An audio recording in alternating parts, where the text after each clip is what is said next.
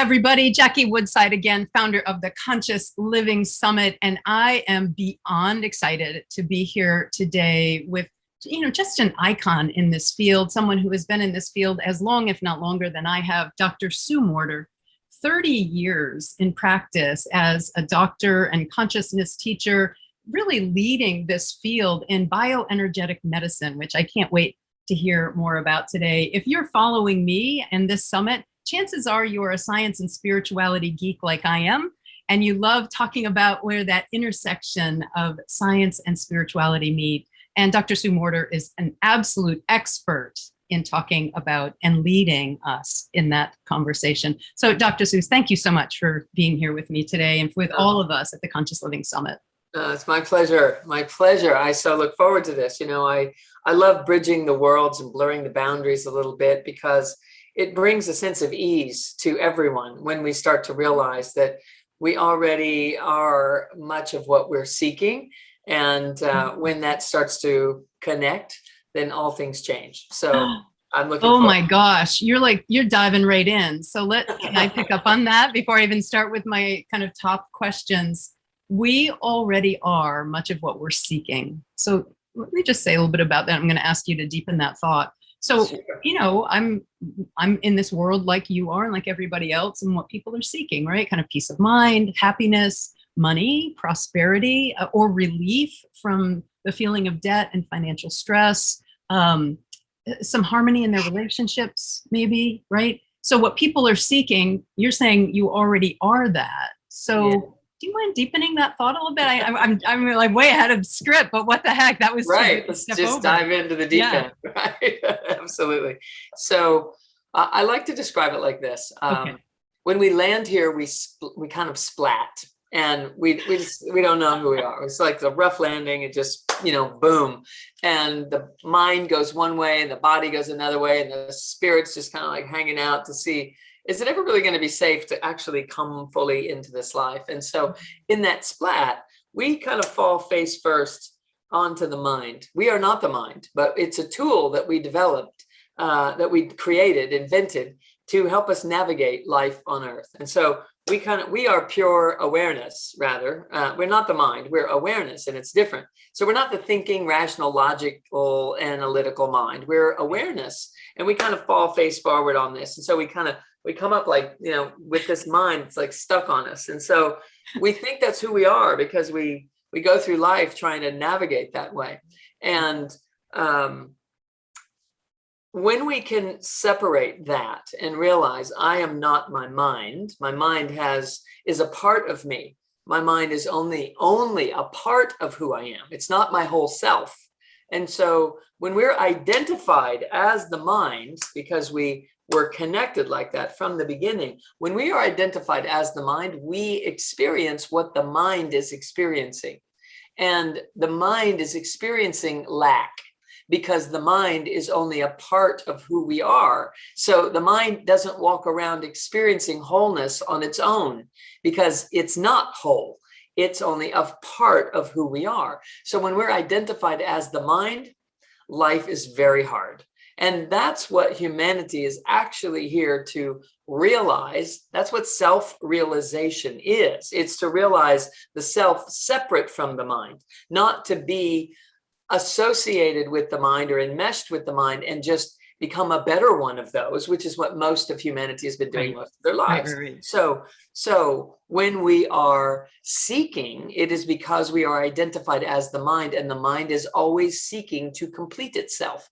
It always feels like something's missing, like I need more, I need different, I need a better job, a better person, a better, relationship. I need something new or something different. Something's broken, something's wrong. That's what the mind comes up with on its own. But when the mind is integrated onto the essential self, the true self, which is kind of like the soulful self, now the mind has a different purpose. Now the mind is serving the soul, which is what it's really supposed to be doing here. But when we land and we splat and we get dispersed, we create this false self way out there on the perimeter that is the ego, or the false self, or I like to call it the protective personality, because no one really likes to have an ego.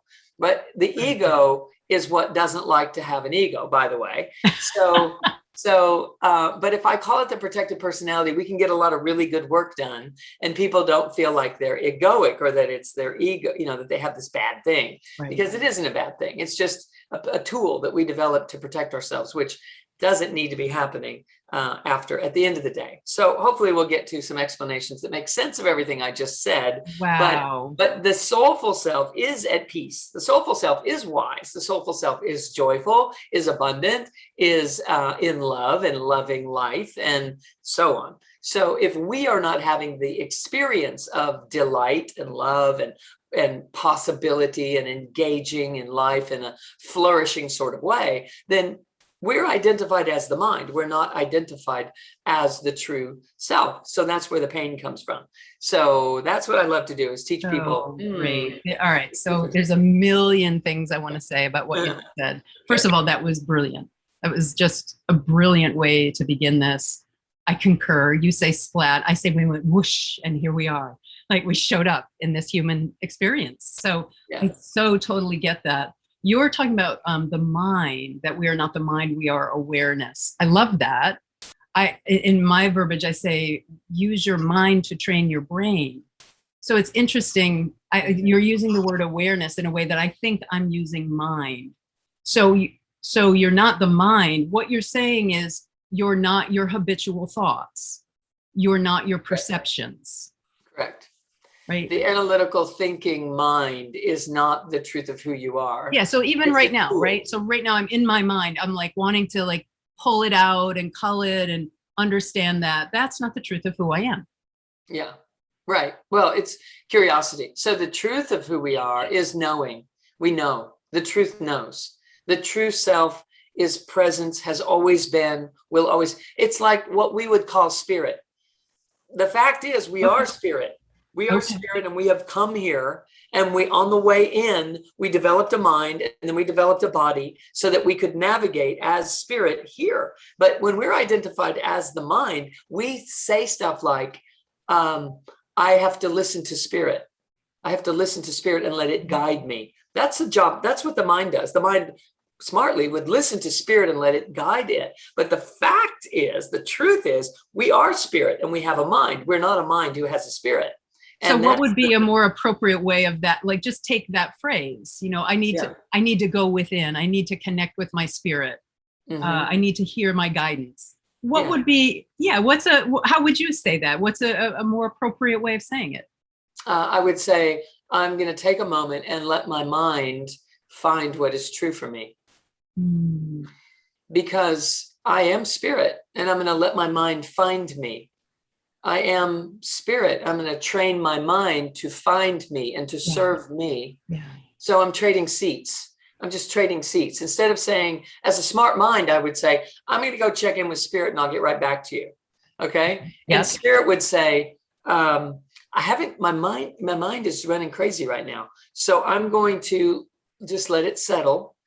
And I'm seated as spirit now. And so I'm going to let my mind settle and sense what is true or what is right, and then I'll get back with you tomorrow or whatever, Yeah, exactly right.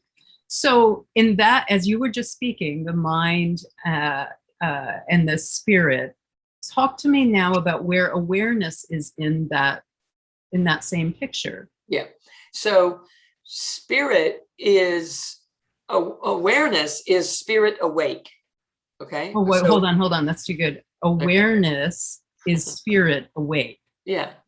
So when I am here, so spirit comes to the third dimension and builds a body on its way here to have a life experience. Spirit came here to have a life experience. Okay. So as the mind becomes more and more aware of the true self, then it engages in service to something greater than itself. So otherwise the mind just operates on its own. It thinks it knows who I am and what's going on, but that would be an educated version of who I really am. Yeah. It's not the true essence. Let me describe it this way. I was just teaching a class and I was on a different interview today. So I pulled this out. Let me just show you this. This is bioenergetics. Okay. I love Energy runs here, hits the earth. I don't know if you can see that. Yeah, no, I can see it very well. Yep. Focus there for you. So energy comes, hits the earth, rises up, cycles around the outside out of the crown of the head, comes back around in the tip of the spine, recycles and recycles and recycles. It's always pouring in. It's always hitting the earth and rising up. Okay. And that's what we are energetically. So spirit descends here. This essence rises up, which is what I would reference as soulful, essential, true self, rises and cycles around. So that's perfect. Here's what happens in reality. Right. Okay? Yeah. Lots of folks have, I got some stuff I haven't really turned on yet. I shut some other stuff down. I have some bad experiences here. I'm not really sure about who I am. So maybe I had a bad experience with a physical accident. Maybe I have bad experience with relationship or some identity of personal self. It doesn't, millions of different configurations here. So spirit descends, soulful self rises. Soulful self, for instance, is here to refine itself to pure spirit. So if I don't have it all together, I'm kind of bypassing areas that I'm not familiar with or comfortable with or confident in or awake to. So this rising soulful self or the essential self is bypassing all the stuff that I'm not so familiar with or I had bad experience with before or whatever. These are gaps in a highway. Yeah. So we take the path of least resistance. The problem is it creates a wobble that creates a distortion in the biofield. So now I'm standing inside this field looking out through it and I see a distorted reality. Yeah. So I see something that's not kind, it's not looking out for me. It's not in my favor. This person is going to stand in the same set of circumstances and realize that whatever's happening in my life right now is serving me. It's good. It's in my favor. Yeah. So the mind field is what gets distorted. The truth of us is this which is coming here. Then how good we are at rising and letting that have its place in the world is what we're here doing. We're here refining that ability. Yeah.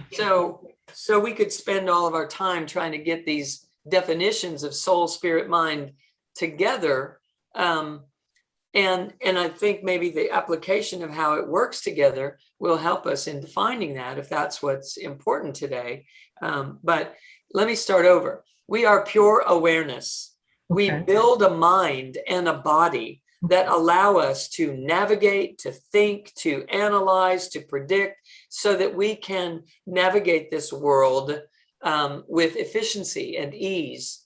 The problem is we use the mind so much, it starts thinking and we start thinking, it starts being allowed to run the show. Right. And the mind, that's who I am. I am my mind. I am my thoughts. I am my perception. It's not true, right? So it causes a lot of pain when that's who we think we are. And it gets hard to train the mind or to tame the mind or to get it to stop doing what it's doing. If we are identified as the mind, we don't want to stop.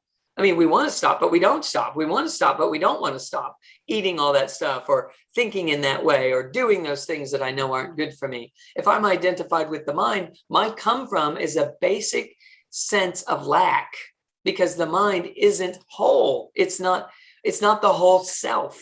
Right. So I'm always going to feel a feeling of lack, and I'm always going to be basing my life in the land of duality if I am identified as the mind. It will always be that way. I'll always have to be finding better beliefs than my limiting beliefs. But I want to share with you, every belief is a limiting belief because as soon as you have a belief, you have something to defend. And as soon as you're defensive, you're not in the presence of the soulful self. The true self isn't defending anything. It's availability. The true so are you self saying operates. The soulful self doesn't have beliefs? Is that so? Help me understand. The soulful self doesn't need beliefs. It's just here. It's available. So it's not trying to unpack someone else or change things or do whatever. It doesn't have an agenda. it has a purpose, but the purpose is to have a life. Right. And that's why we have a mind. Right. Well, that is yes. why, well, right. I mean, otherwise you would have no, like, so if I don't align. That's what we use the mind for. Yes, that's what we use the mind for. Yeah. Right. To express our interests, to pursue passions, to engage in the physical realm. A few years ago, I went and heard Dr. David Hawkins speak. And I remember him speaking about his awakening experience. And he talked about the fact that after he kind of awakened, he did nothing.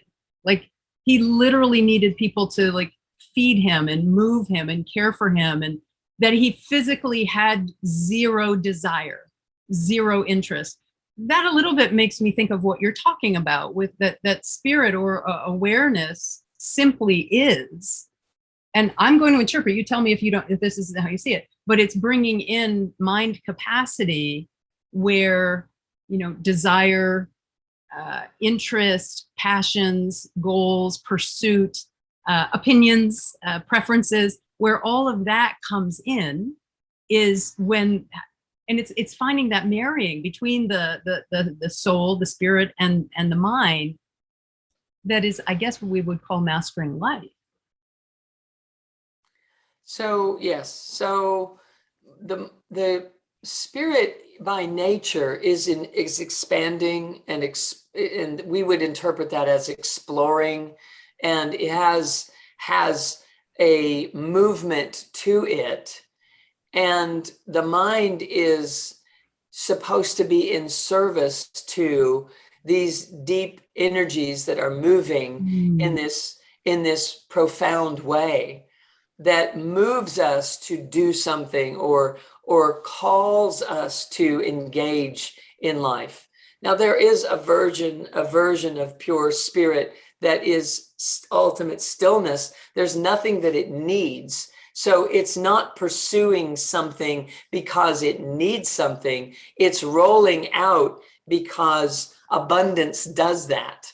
And spirit is abundance. And so everything is expanding in life, including human consciousness. So as consciousness is laid on this expansion that is happening, then it appears that we are expanding our desires out into the world, or that we're learning something, or that we're growing. But really, we're just becoming more aware of the vastness that spirit is. So when I had an awakening 20 years ago, I'd love to hear about that. I've heard you speak about it before and would love to have that shared here. Thank you. Yes.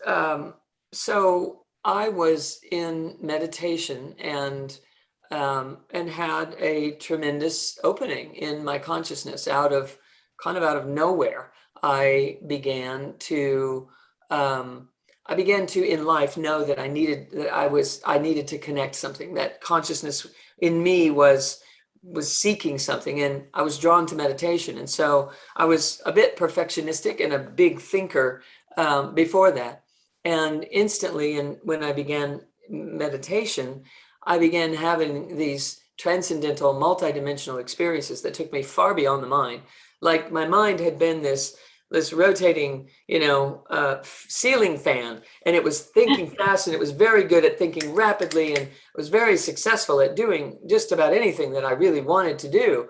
And yet I was miserable on the inside. So I started getting headaches, and I sought meditation for a relief for all this perfectionism, headaches, and so forth. And so I started meditating, and instantly started having these transcendental experiences where my mind just would stop. And I was able to get out from underneath these spinning blades. I would never, stick my finger through that, forget it. So my mind would just stop, and all of a sudden I would escape and be bigger than my mind. And I could see what my mind had been doing, because I was now not that.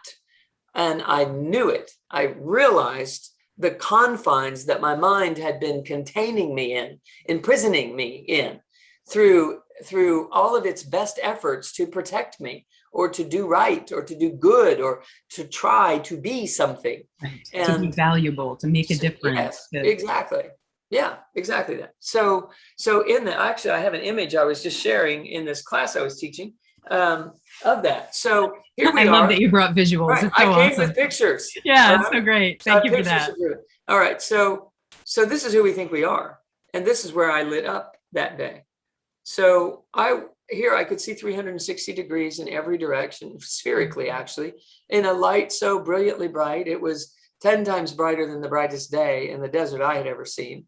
And I was me, but I wasn't in a body. I was a ray of light that was extending to the earth. And the earth was beneath me about the size of a marble.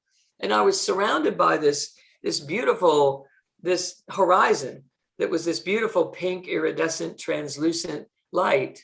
And in the midst of that, every time I took a breath, this blanket of a horizon would rise up. And as I would exhale, it would just lower. And as I would inhale, it would rise. And I knew that this brilliant light was becoming something as it passed through me. And it had something to do with the planet beneath me. And I was embedded into it up to what felt like it would have been my knees, but I wasn't in a body. I was just this ray of light, but I could feel it. I could feel being embedded into the earth, and I had free will. I could look in any direction, and I could choose to take a big breath or a little breath. And I knew that this light was becoming love as it was passing through this space that I was. And there was nothing missing. There was nothing broken. There was no desire. There was nothing to become. It simply was what was. And I was whole and complete and satiated and fulfilled, and in the space of divine presence and love. It's unspeakable, really. But in that, I knew that I also felt like that I had always been there, that I had never not been that.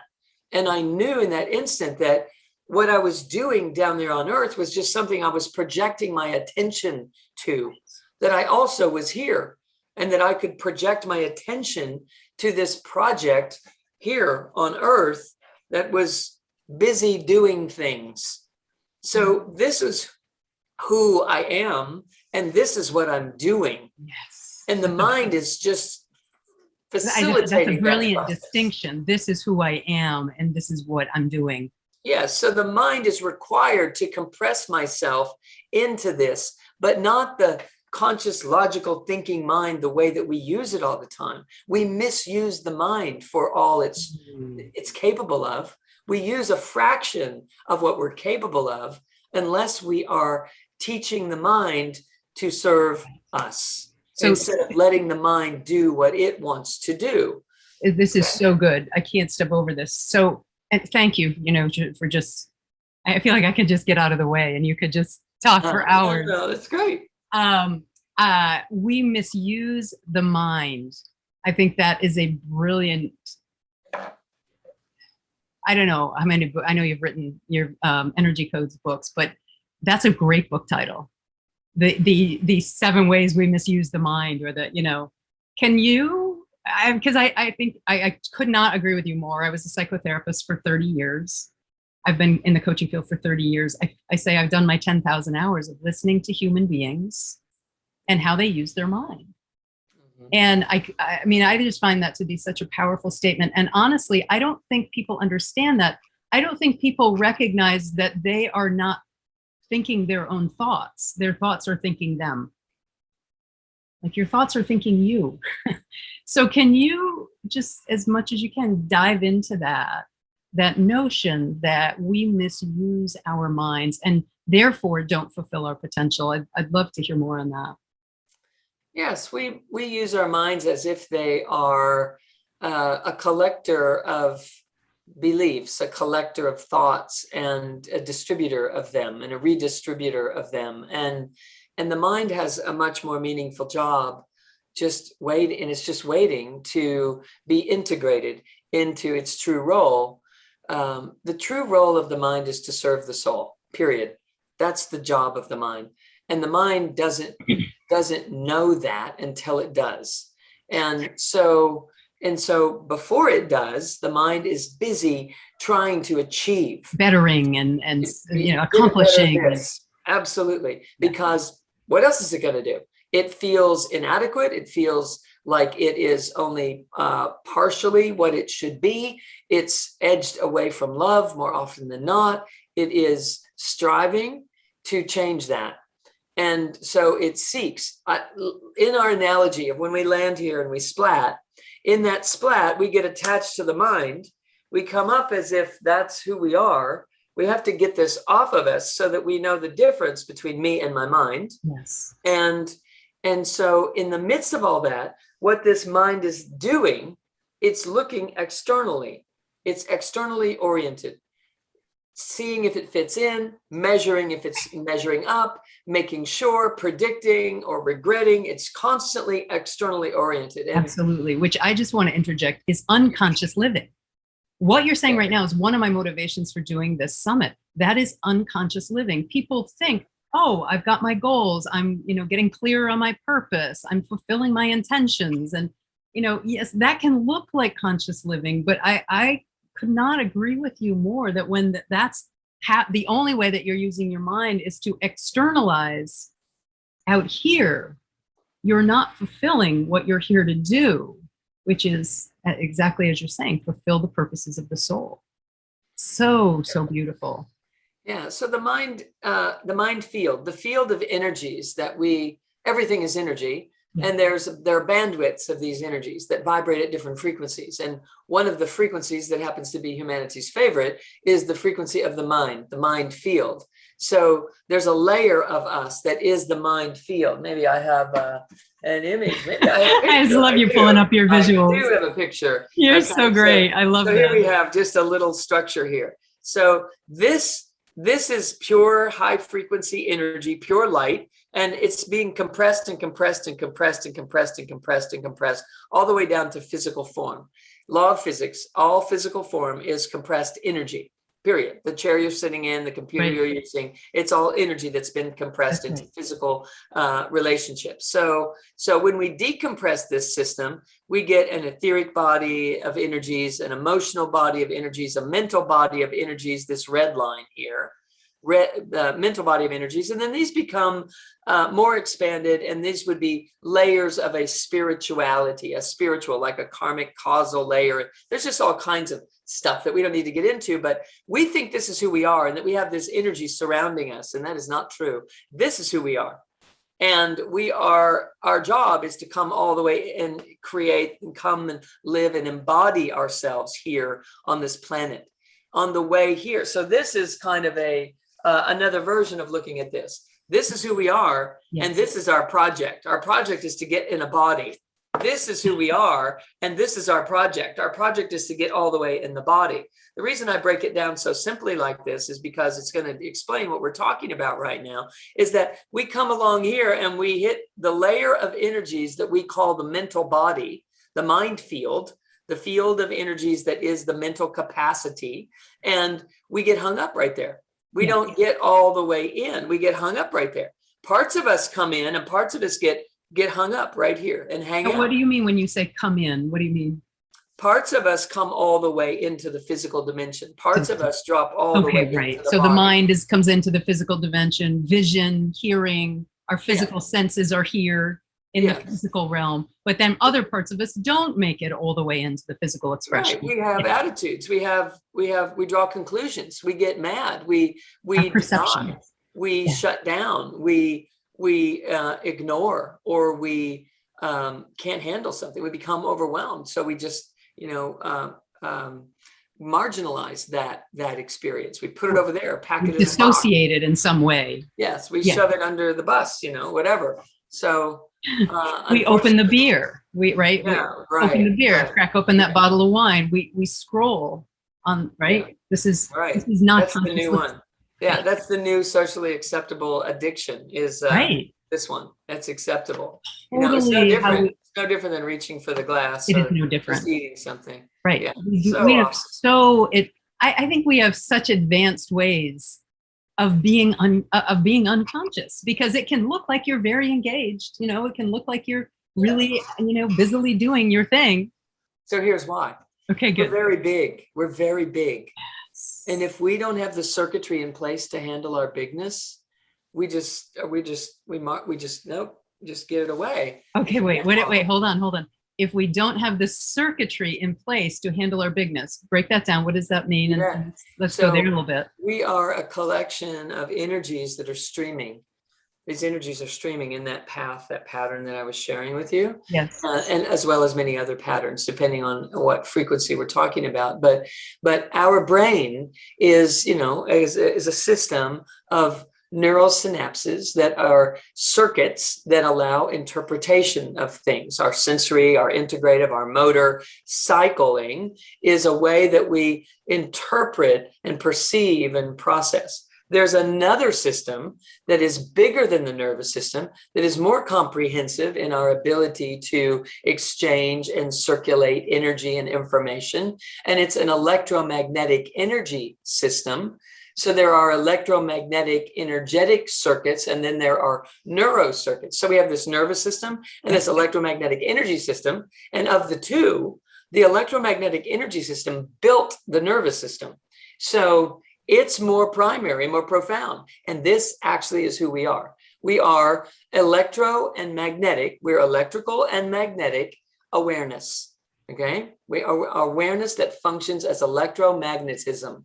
And so we build a nervous system, we build a skeletal system, we build a digestive system, an immune system, a hormonal system, and on and on and on. We build these systems, which are layers of energy frequencies that are expressing in these certain ways. And we do so that we can pack all of this into a body and live a life, go out into the world. Yeah. We come in and we roll out into this world as spirit coming here and doing this thing. So along the way, part of what we build is this mind field so that we can perceive and magnify whatever we choose. And if you just think of it like that, perceiver magnifier got off on its own, went rogue and started driving the bus and started, hey, I love this life. That's going to be my life. And it's like, wait a second, you're supposed to be serving me. Nope, I'm off on my own. Thanks anyway. And we're like, no, that's not how it's going to be. And it's so powerful and has been for so long. We don't even know that it's taking us for a ride. Yeah, right.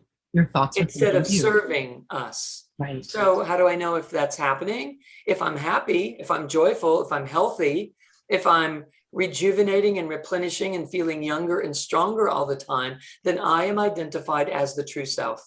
If I'm getting older and needing more things to make me happy and chasing things and I'm always uncomfortable and I have less energy than I want to have to get throughout the day, then I'm identified as the mind. I'm not identified as the whole self. So if we are in pain, we are identified as the mind.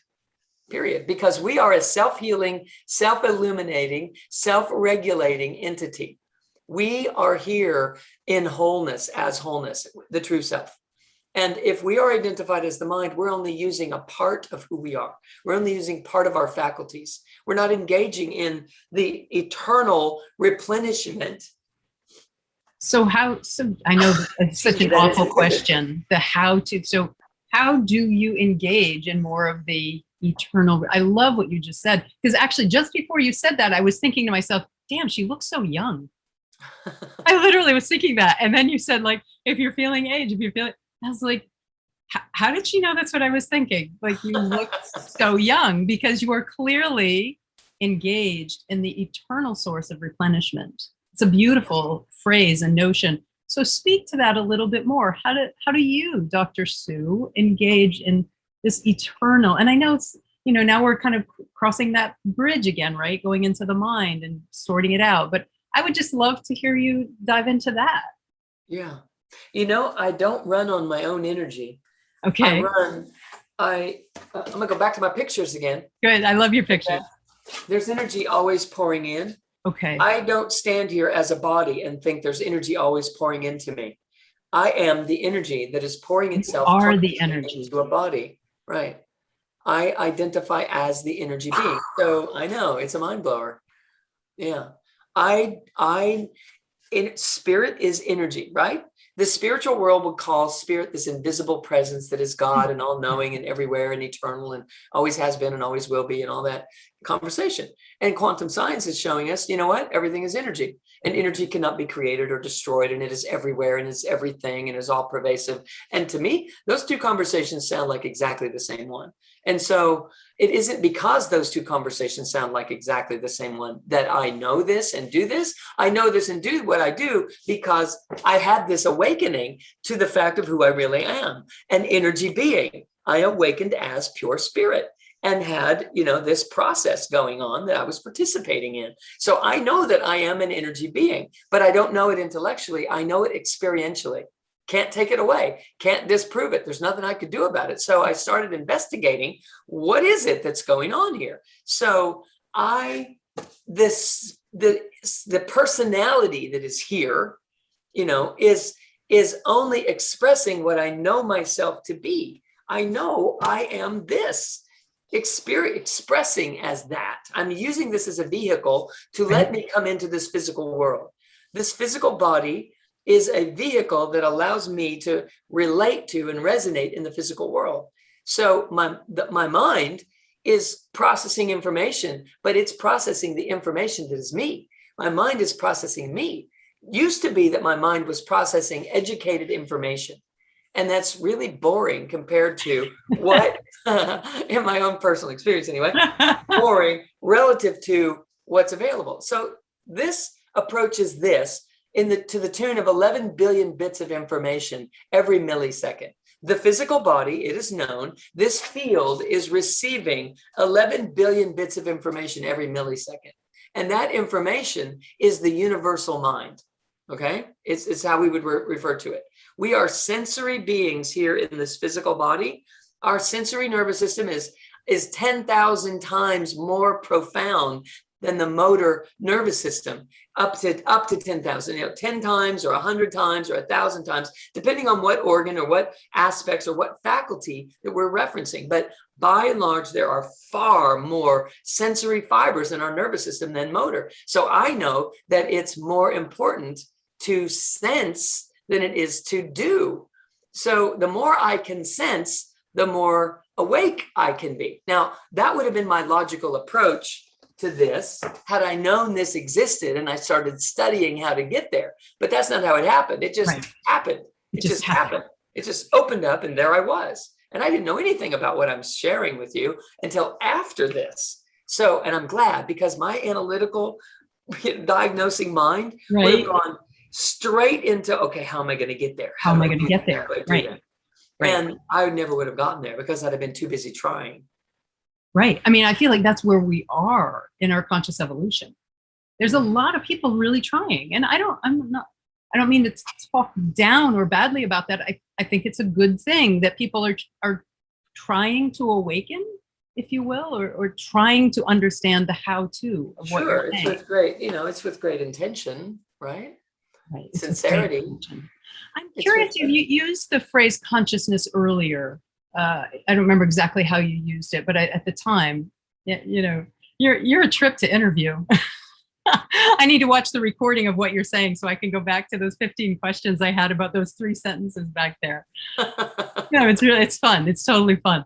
I'm curious how you understand the notion of consciousness. Again, part of my motivation for this, there's so many of us out there teaching about consciousness, and yet not really one clear definition of it. So how do you understand the notion of consciousness? So I would say that consciousness is what we are. Consciousness is what we are. And the more the mind can find that and realize it and serve it, the happier we are. So consciousness is that big white bubble that was above in your picture, in the image. You bet. That would be pure consciousness would be here. So that's it. That is single point of consciousness right there. Yes. And I am that. So when people today in our field talk about raising your consciousness, how do you understand or use that phrase or relate to that? Yeah.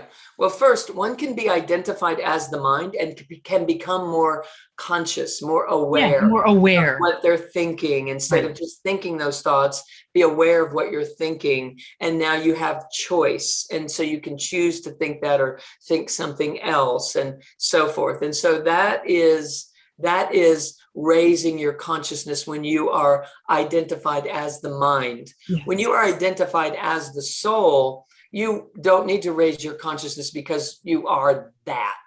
You are consciousness. So wow, hold on. It's so good. When you're identified as the soul, you don't need to raise your consciousness. Yeah. Do you know what a stunning statement that is? Well, it helps a lot, really, in a very efficient way. It changes the game. Instead of taking it in a linear fashion, I have to take all these steps to raise my consciousness, to become more conscientious, or to become aware, to make better choices, or even to know that I have a choice. Right. That's raising of the consciousness. And that's what the mind has to do. And if I'm identified as the mind, I think I have to do all these things to raise my consciousness, when in reality, I could do one thing to raise my consciousness, and it would do it pretty rapidly. And it would be to realize I am not the mind, that my mind is here to serve me, that I am spirit, I am soul, I am everything that my mind seeks. I already am everything that my mind is seeking to experience. So if I let my mind come onto me and soften it and let it have the experience of me, then it will stop seeking so much. It will stop trying so much, and it will start celebrating what I am. It will celebrate life. It will celebrate all of the experiences that are available here on planet Earth. Sadness becomes just as valuable as happiness. Yeah. Independence becomes just as valuable as connectivity, and joy comes as easily to me as pain. And I don't want one over the other, because if I allow all of it to represent, this is my experience on this planet, and it is beautiful, and this is the only place you get to have those experiences, then we start appreciating them. Now, the person who's abused or abandoned, sitting there watching and saying, I'm not interested in appreciating that experience. But right. I will tell you, I come from a life with abuse and abandonment, and I've been there, and I don't speak lightly about these things. I mean what I say, that those experiences are what showed my mind who I really am, meaning I transcended those experiences. I embraced them. I realized my mind learned more about the true self because of those experiences than it ever would have been able to know had I not had those experiences, apparently. Because I had those experiences and I woke up, I have to assume that they were helpful in the process. Right. So, and I do know that it took me to myself. It took me to my heart. It took me internal when no one else could help. I had to learn to help myself. And then I had to realize that I am what I found, that I am what I was seeking. I was seeking peace. I am that peace. I was seeking love. I am that love. I was seeking understanding. I am that understanding. And it's tough to get to from the level of the mind, from a conversation about the mind, because the mind is a very limited version of who we are. I mean, there are many ways that we could approach a conversation about understanding the truth of who we are. And only approaching it from the place of the mind, it makes it very complicated. It's very challenging relative to other ways that we could live life. So beautiful. I can feel your vibration. I don't know where you are physically. I assume we're thousands of miles apart, but I can literally feel your vibration. And I trust that is going out to everyone listening to this conversation and these brilliant ideas that you're sharing. I am the feeling tone is the answer for the mind, actually. If the mind is trying to find the soul, it's like, how do I do that? Just start feeling in your body, because if we look at that image that we were just looking at earlier, let me see this. Excuse me just a sec. So this mental body, the next thing closer in is the feeling body. It's the emotional body, but we can use it like the feeling body. It's the right use of those energies. So if you just feel what you're feeling instead of thinking about what you're feeling or trying to ignore what you're feeling, just teach your mind to be able to stay present with the feeling. If there's anxiety or stress, there's an energy in your body that is different than when you're experiencing joy or happiness or peace. And so if you could find that vibration that you're uncomfortable with at the level of the mind, if the mind can stay present with it and allow it to be felt, then it gets closer and closer and closer to the true essential soulful self at the core of our being. So that's what I'm teaching inside the energy codes, is how to soften the mind into truly serving the soul, instead of being so convinced that it just needs to think smarter in order to raise its vibration. Right. No, it needs to love more. It needs to feel more to raise its vibration, because love is the highest vibrational frequency that we can possibly experience and still be in a body. I know that from experience. So having been out of the body and in the body, and I know what it feels like to be in this transcendent state, and I know what it feels like to be in the body without the mind aware of the truth, doesn't feel very good.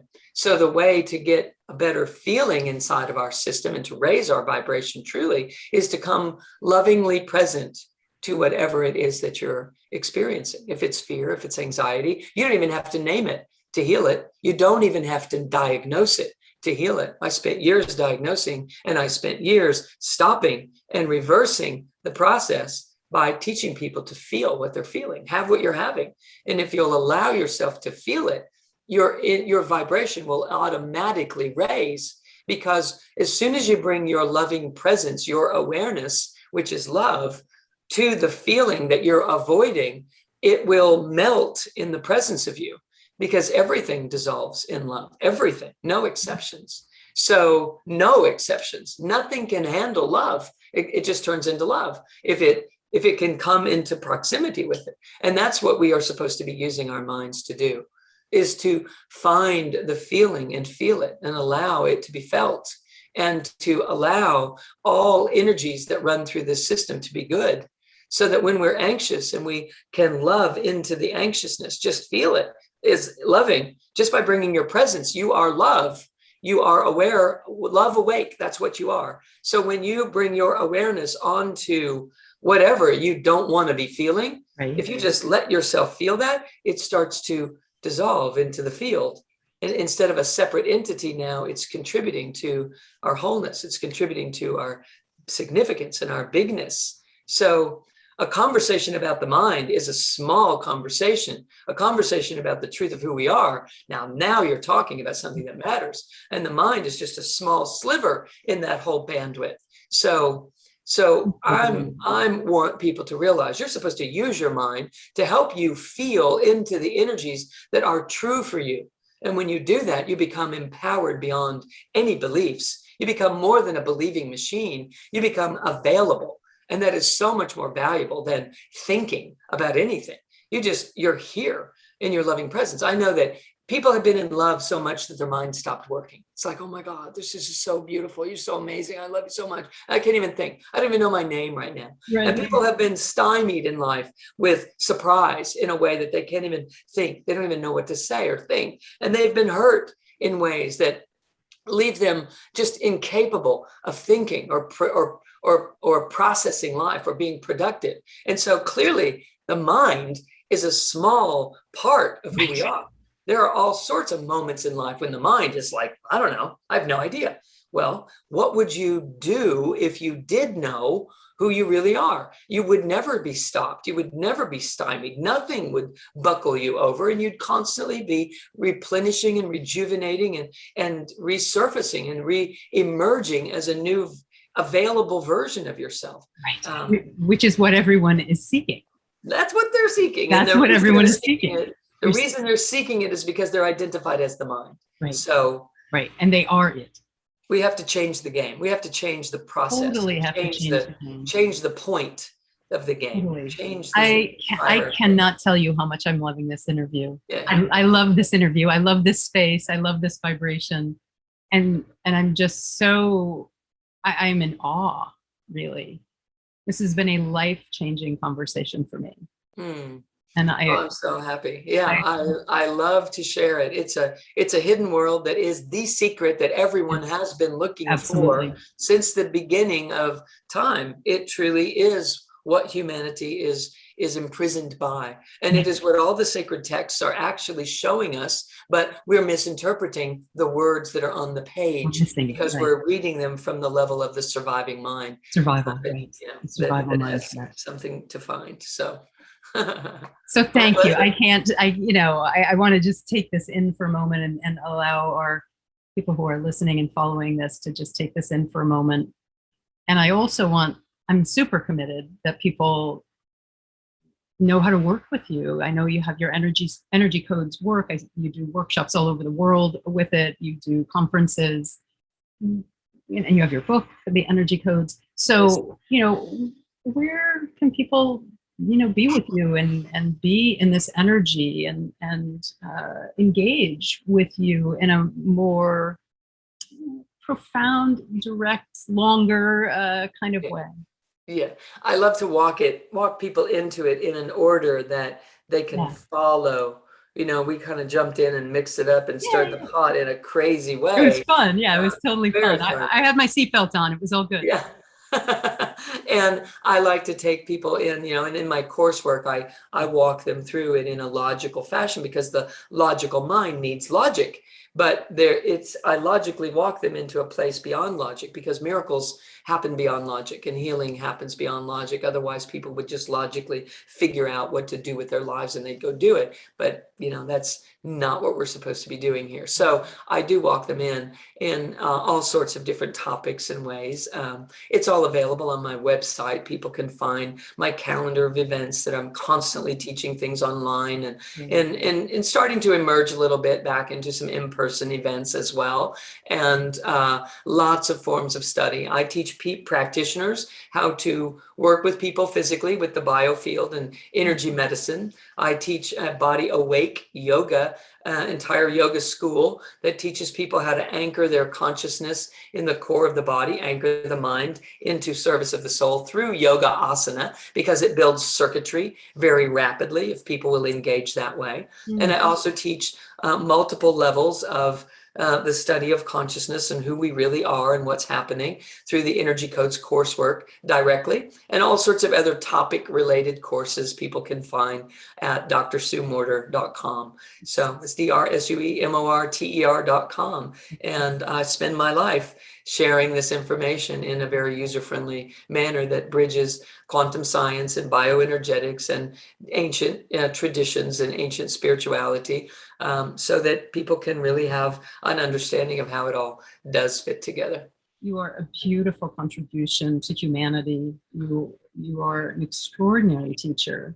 I'm just so grateful to have had this time with you and for your generosity. So I am absolutely on board with directing as many people as possible to you and to the work that you're doing. This is really important work that you're doing in the world. The world is experiencing a lot of chaos and uncertainty, and being able to come home to the self is really what we're here for. And you're one of the people showing the way there. So thank you so much for spending this time with me and for your contribution to humanity. My great joy. It is my greatest joy. It is. I do this every day. And, I know you do. You're in all different sorts of ways, because there's nothing more important. Really, there's nothing more important. And I want to thank you for the summit and for everything that you're doing to reach so many people and just stir it up for people and let them realize that they don't just have to find a way to be okay in the midst of suffering. They need to end the idea of suffering in their life. So it isn't about our external circumstances. It isn't about a virus or a challenge or anything like that. It isn't about a divorce, or it isn't about losing a job. It's not about that. It's about understanding who we are on the internal, regardless of our external circumstances. And when the mind starts to direct itself that way and get really good at refining this presence of the soulful self, everything changes. Everything changes. So every time I speak, I find some way of saying your life is not about your circumstances. I promise you, one thing life will give you is circumstances. Whether or not you have problems is up to you. Yeah, exactly. Beautiful, beautiful. Thank you so much for this time together. And I look forward to connecting again. Absolutely.